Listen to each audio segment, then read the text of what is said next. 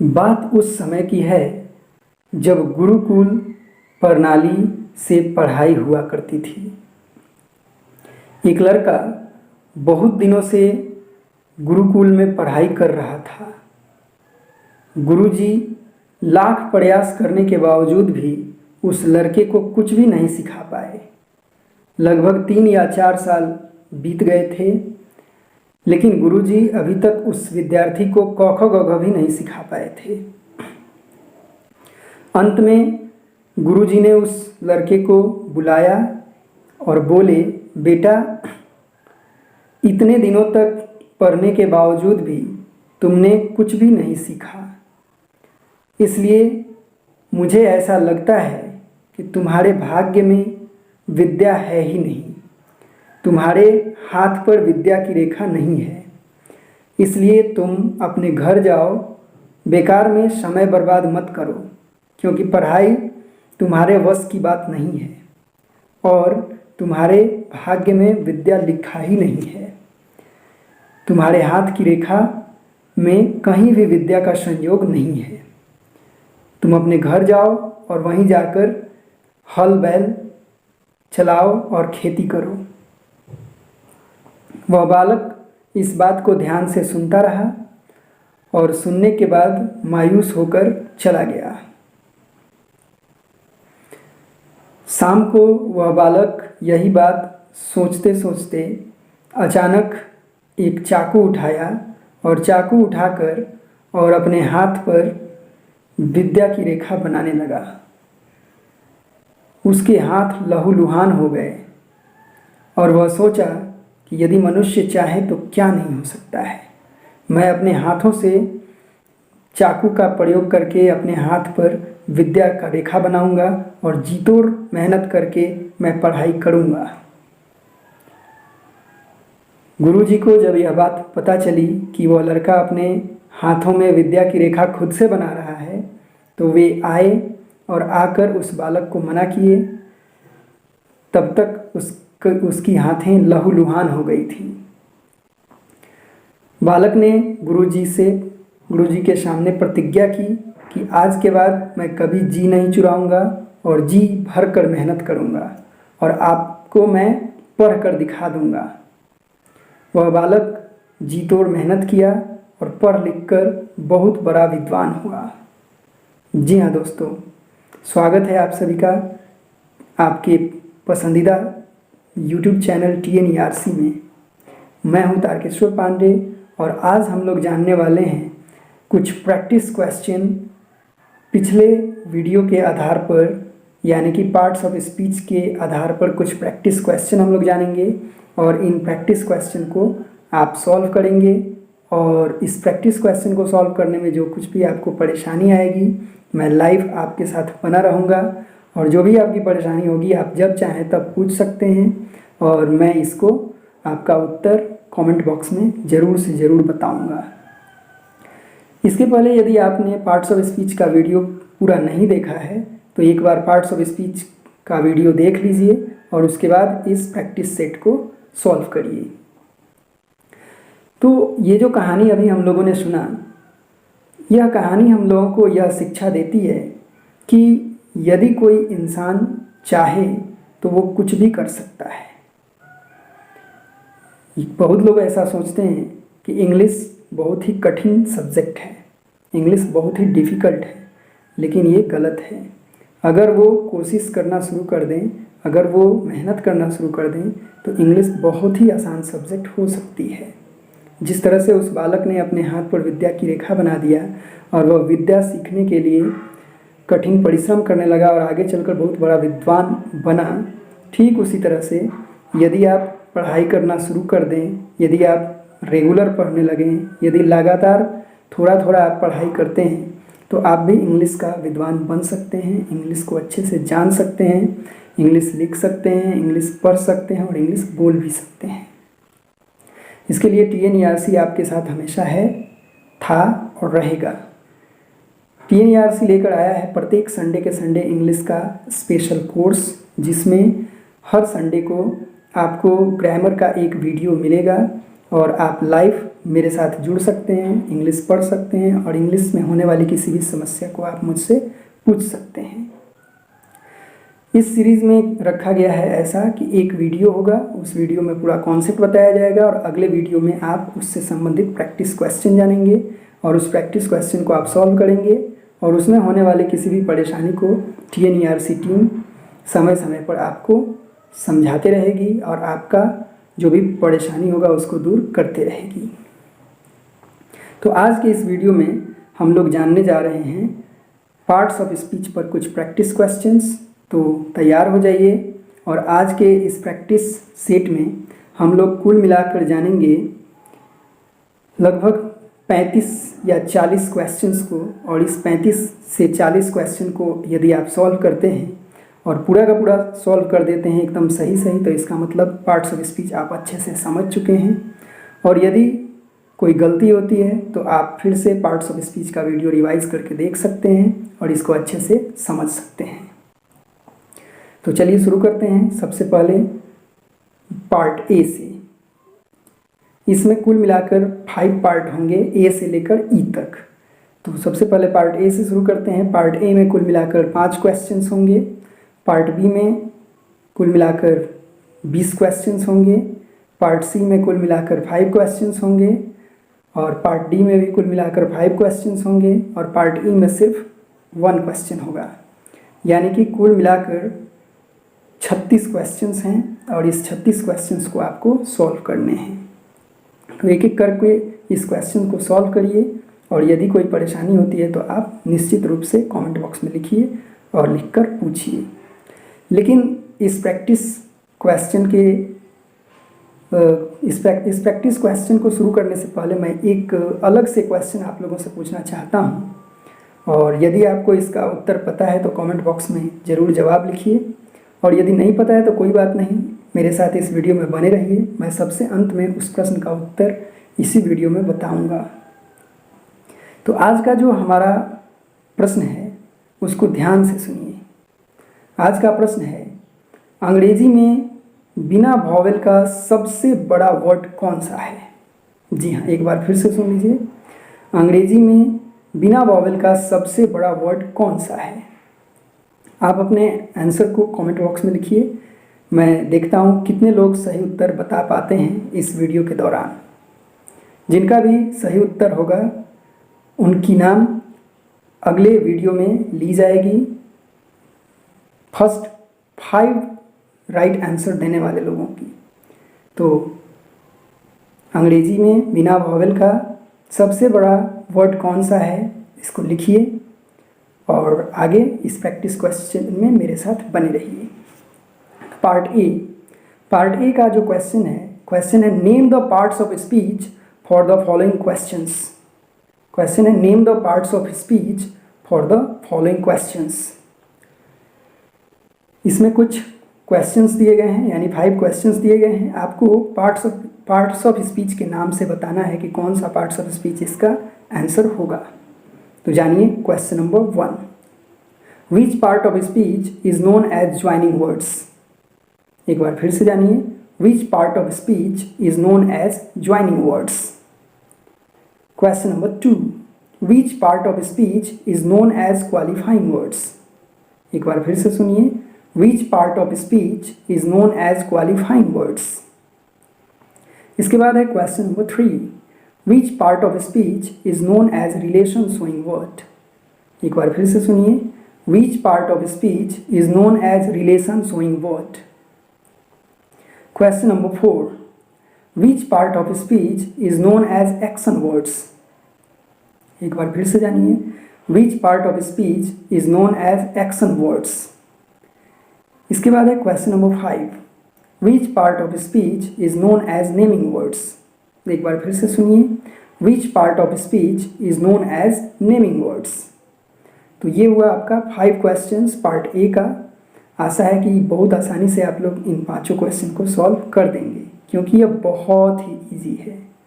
तो अब हम लोग पार्ट बी की तरफ बढ़ेंगे। इसके पहले मैं एक बार याद दिला दूं, मैंने आपसे एक प्रश्न पूछा है जिसका आंसर कमेंट बॉक्स में देना है और वो प्रश्न है इंग्लिश का बिना वॉवेल का कौन सा सबसे बड़ा वर्ड है। बिना वॉवल का इंग्लिश का सबसे बड़ा वर्ड कौन है, यानी कौन सा ऐसा सबसे बड़ा वर्ड है जो बिना ए ई आई ओ यू के सहायता से लिखा जाता है। तो कमेंट बॉक्स में इसका उत्तर दीजिए, आपके उत्तर का मुझे इंतज़ार रहेगा और सबसे अंत में मैं इसका उत्तर बताऊंगा भी। तो बने रहिए और प्रैक्टिस क्वेश्चंस को सॉल्व करते रहिए, और इसी वक्त यदि आप इसको सॉल्व कर देते हैं और आप अपना आंसर कमेंट बॉक्स में भेज देते हैं तो उसको चेक भी किया जा सकता है और आपको पता चल जाएगा कि आपको टोटल कितना मार्क्स आया हुआ है। तो चलिए जानते हैं पार्ट बी। पार्ट बी है right the name for this words from parts of speech.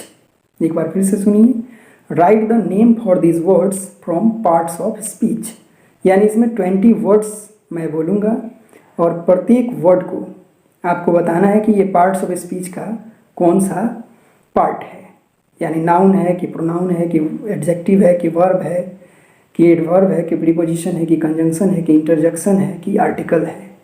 इस 9 पार्ट्स ऑफ स्पीच में से आपको चुनना है कि ये वर्ड क्या है।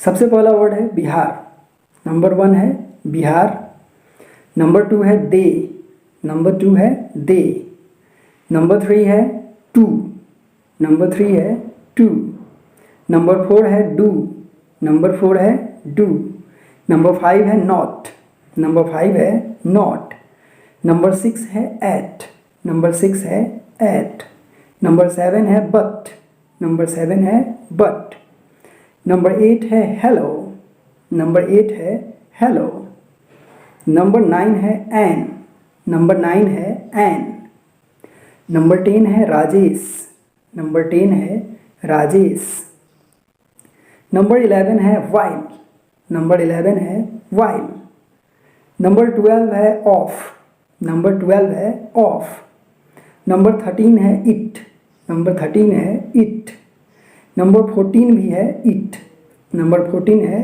इट, लेकिन नंबर 14 है नंबर 13 है IT इट और नंबर 14 है EAT इट।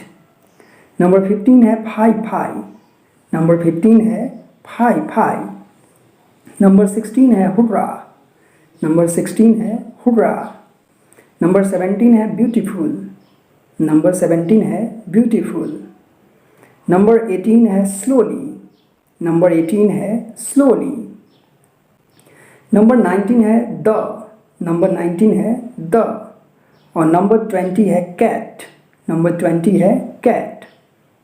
तो ये जो 20 वर्ड्स दिए गए हैं, इन 20 वर्ड्स को आप यहाँ स्क्रीन पर भी देख सकते हैं।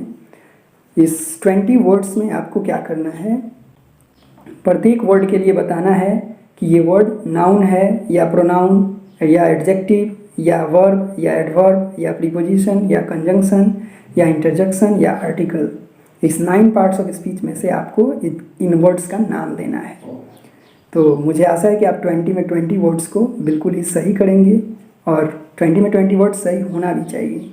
यदि नहीं होता है तो इसका मतलब आपने वीडियो को ध्यान से नहीं देखा है, इसके पहले वाले वीडियो को, और यदि नहीं देखे होंगे तो उसको ज़रूर अच्छे से देख लेंगे और फिर इसको सॉल्व करेंगे ताकि आपका एक भी क्वेश्चन गलत नहीं हो। तो अब हम लोग पार्ट सी को जानेंगे और पार्ट सी में होंगे 5 क्वेश्चंस और ये क्वेश्चंस बहुत ही इम्पॉर्टेंट होंगे। तो पार्ट सी में हम चलेंगे। इसके पहले मैं एक बात बता दूं, यदि आप अपने मित्रों को चाहते हैं कि आपके मित्र भी इंग्लिश सीखें और वो भी बिना पैसे के, बिना किसी फ़ी के, तो उनको भी TNERC चैनल के बारे में ज़रूर बताइए। उनको ये वीडियो या फिर पीछे का जो भी वीडियो आपको अच्छा लगता हो उनको शेयर करिए, क्योंकि ज्ञान बांटने से बढ़ता है। और आपके मित्र अगर पढ़ेंगे इंग्लिश तभी तो आपके साथ प्रैक्टिस करेंगे, तभी तो आपके साथ बोलेंगे, तभी तो आपके साथ लिखेंगे। इसलिए अपने मित्रों को भी जागरूक करिए कि वे भी इंग्लिश पढ़ें और बिल्कुल निःशुल्क बिना किसी फ़ी के TNERC के साथ जुड़ें और इंग्लिश को अच्छे से पढ़ें। इसके लिए आप इस वीडियो को या पीछे के किसी भी वीडियो को उनसे शेयर करिए और उनको बताइए कि इंग्लिश को आप भी सीख सकते हैं और वो भी आसान लैंग्वेज में सीख सकते हैं, हिंदी में इंग्लिश को सीख सकते हैं। तो इसको सीखने के लिए आप खुद भी इस वीडियो को देखिए अच्छे से और अपने मित्रों में भी इसको शेयर करिए और अपने मित्रों के साथ मिलकर इसको सॉल्व करने की कोशिश कीजिए। और कहीं भी अगर कोई समस्या होती है तो आप अपना जो भी समस्या है उसको लिखिए और TNERC टीम उसको सॉल्व करने की कोशिश करेगी। तो चलिए पार्ट सी की तरफ बढ़ रहे हैं। अभी तक किसी का भी आंसर नहीं आया है हमारे पिछले पूछे गए क्वेश्चन का। क्वेश्चन मैं एक बार फिर से दोहरा देता हूँ, यदि आप देर से जुड़े होंगे तो आप इसका उत्तर दे सकते हैं। क्वेश्चन ये है, इंग्लिश में बिना वॉवेल का सबसे बड़ा वर्ड कौन सा है? इंग्लिश में बिना वॉवेल का सबसे बड़ा वर्ड कौन सा है? आप इसका उत्तर कमेंट बॉक्स में लिख सकते हैं। मैं आपके उत्तर को जांच करूंगा और यदि सही होगा तो अगले वीडियो में प्रथम 5 उत्तर देने वाले लोगों की नाम बताई जाएगी। तो चलिए जानते हैं part C. Find noun, pronoun, adjective and verb from these sentences. यानी 5 सेंटेंसेज दिए गए हैं, इसमें आपको नाउन, प्रोनाउन, एडजेक्टिव और वर्ब को क्लासीफाई करना है। तो चलिए जानते हैं 5 सेंटेंसेज कौन कौन से हैं। Number 1, Mantu reads a novel. Number 1, Mantu reads a novel. Number 2, you are fat. Number 2, you are fat. Number 3, Asia is the largest continent of the world. Number 3, Asia is the largest continent of the world.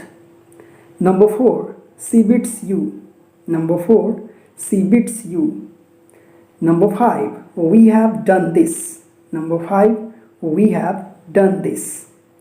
तो ये जो 5 questions दिए गए हैं, यानी कि 5 sentences जो दिए गए हैं, इन 5 सेंटेंसेस को आपको ध्यान से पढ़ना है और पढ़ने के बाद प्रत्येक वर्ड को देखना है कि ये वर्ड नाउन है या प्रोनाउन है या एडजेक्टिव है या वर्ब है। अगर नाउन है तो लिख देना है जैसे मंटू, तो मंटू लिखकर और उसके बाद लिखना है नाउन। उसके बाद इज़ जो है वर्ब है तो इज़ लिखकर लिख देना है वर्ब। तो इस तरह से इस 5 सेंटेंसेस को आपको क्लासीफाई करना है कि इसमें कौन कौन सा वर्ड आया हुआ है, और वो भी 4 वर्ड ही आपको बताना है, नाउन, प्रोनाउन, एडजेक्टिव और वर्ब। तो ये हुआ आपका पार्ट सी। अब पार्ट डी की तरफ बढ़ेंगे तो जानते हैं पार्ट डी क्या है। Find adverb, preposition, conjunction, interjection and article from these sentences. Part D में क्वेश्चन है, find adverb, preposition, conjunction, interjection and article from these sentences. इस पार्ट में भी 5 सेंटेंसेस दिए गए हैं। आपको उसमें से क्या करना है कि उसमें से आपको एडवर्ब, प्रीपोजिशन, कंजंक्शन, इंटरजेक्शन और आर्टिकल को चुनना है, यानी नाउन, प्रोनाउन, एडजेक्टिव और वर्ब नहीं चुनना है।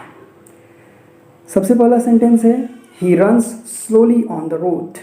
एक बार फिर से सुनिए, he runs slowly on the road, ये है पहला सेंटेंस। दूसरा है, Ram and Sita were wandering in the forest. Ram and Sita were wandering in the forest. Number 3 है, see ate a papaya but I ate a banana.